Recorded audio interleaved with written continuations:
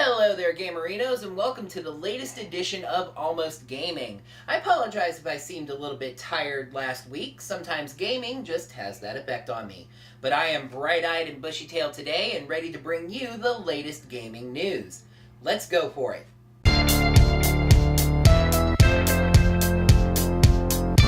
We're going to start with PC gaming, although this is a bit of an Xbox story as well. GameSpot reported last week that EA has decided to pick up the option to publish Titanfall 2, according to one of GameSpot's sources. The option was apparently tied to the performance of the first game.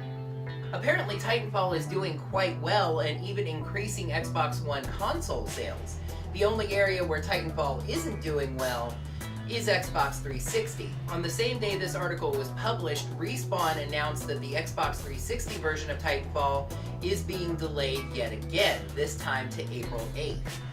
Oh, and Electronic Arts would neither confirm nor deny the possibility of taking Titanfall 2 multi-platform.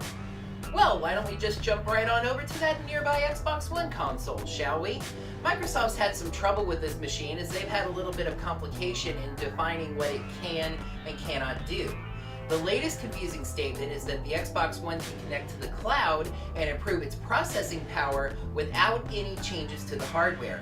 Can the internet make this machine even more powerful? Yes. And no, it's complicated. Harebrained Schemes founder Jordan Wiseman told Gaming Bolt that while he doesn't have the firmest understanding of the machine's hardware, it is theoretically possible. What it would involve is the Xbox One sending tasks through the internet connection to Microsoft's cloud servers, which would run those tasks and then send them back, freeing up extra processing power. While it is theoretically possible, so far we have yet to see any practical application of this from Microsoft. Nintendo! Way back at E3 2011, Nintendo advertised the power of the Wii U with New Super Mario Bros. Me, a tech demo intended to translate the NSMB mechanics to the Wii U to show off its improved textures and overall greater processing power. Well, at this year's Game Developers Conference, we got something similar from Nintendo, who are really looking to get the news out about just what this machine can do. This one doesn't seem to really have a nifty name, it just appears to be a tech demo of an upcoming Mario vs. Donkey Kong game for the Wii U. The beautiful looking game has you guiding a collection of Mario robots across a level, Lemming style. One of the neatest parts of this tech demo was the integration of the gamepad. The TV screen lets you look at the entire level, but the gamepad focuses in on a specific section. This allows you to look at part of the level in greater detail, and even lets you move ahead of the Mario robots so you can plan ahead. It is a great use of the gamepad, and hopefully a signal of more innovation for the device coming down the pipe. In Sony news, last week we reported on the speculation that Sony was preparing to announce a virtual reality headset at the GDC. Well, Trooper Transform, because they certainly did so. Currently called Project Morpheus, the headset will work with the PlayStation 4 to deliver first-person experiences. It was demoed with a first-person view of God of War, which sounds a lot like when Oculus Rift had a first-person view of The Legend of Zelda, but much more epic. There are very few details out about Project Morpheus at this point, but we can confirm that Phil Spencer has said that Microsoft will also work on a virtual reality headset. The VR wars are begun. And finally, for our featured story, we dive back into the nice, comfortable animus of the Assassin's Creed series. A few days ago, some screenshots and info were leaked about the next games, yes, plural, in the Assassin's Creed series. After a few days had passed and Ubisoft were satisfied that the reaction was mostly positive, they came out and confirmed the newer, better one. Called Assassin's Creed Unity, the game is set in France during the 18th century French Revolution. We really don't know much more than that at this point. We don't know who the assassin's going to be, we don't know who the modern day character is going to be, and we especially don't know if we're going to get any more of that amazing ship combat. We do know that the game is apparently slated for PS4 and Xbox One. But the really interesting part of this is that Ubisoft only confirmed half of the rumor. So, what was the other half? It says that Ubisoft will also make a separate AC game for the previous generation of consoles. The game is apparently codenamed Comet, and absolutely no other details are available. On one hand, I really like the idea of making a brand new game for the now budget generation of consoles.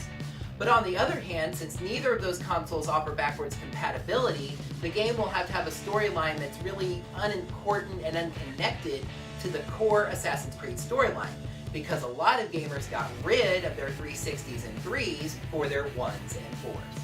Oh, and Ubisoft? Why you hates Nintendo? Neither game is even rumored to have a Wii U version.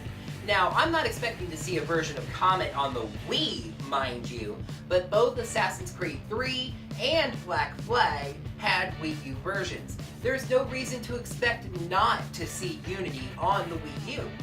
Alright gamers, that's it for this edition of the Almost Gaming Funtime Happiness video. Make sure to click the like button right down below the video, then click that button that says subscribe so you can see this show every week.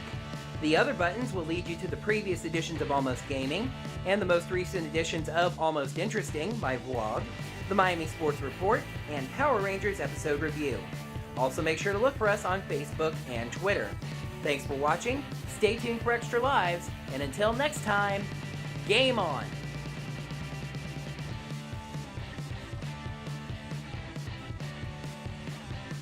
GameSpot reported last week that EA has reportedly picked up the... reported? Apparently Titanfall is doing very well so far and even increasing Xbox One console sales. So that's a good thing, right? Yeah? The only area it hasn't done well is on the Xbox 360. What it would basically involve is the machine sending tasks through the internet connection to Microsoft's cloud servers, which would run the tasks and then send them back. For example, some of those tasks are apparently coming through my instant messaging connection even as we speak.